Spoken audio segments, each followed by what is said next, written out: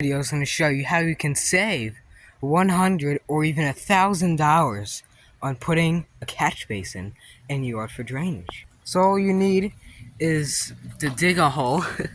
Let me take these rocks off real quick. Dig a hole, then take a milk jug or carton, whatever you call it, and just make a hole for a pipe. Just like this one.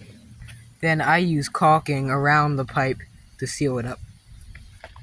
You could poke holes in the bottom of the milk carton to let water out. Or extra groundwater will rise through the pipe. So you can see this is the outlet pipe right here. And this actually takes out all the water from that catch basin. This right here is actually a runoff micro basin that's coming from that normal one into this one, and it just goes out into the rest of the yard.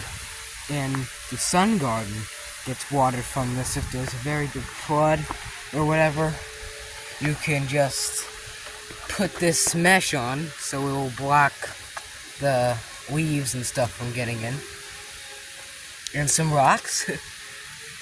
And there you go. Less than $3.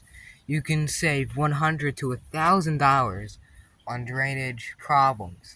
This is not for around the house because, well, if it was around the house, right up foundation, your foundation would be screwed. So you have to put a proper French drain or a catch basin around your slab or your footer tile around the house foundation. So let's go ahead and test the water. We'll turn it on now. And look at this. We're simulating a torrential downpour, or just maybe a medium rain shower, or just a little flood. So we're gonna flood it here. And look at that. It's handling it well. It's handling it great. And look at all that water come out of the exit tube. And it's catching up with that micro sump. And it's taking it out. Taking it right out. Look at that water. And it goes straight into the lawn, where it can water the rest of the plants. But that drain is a lifesaver because this floods badly over here every time it rains.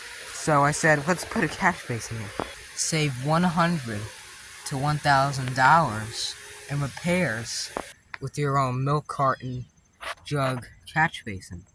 If you enjoyed this video, like, comment, subscribe, and I'll give you more tips, and I'll see you on the next one.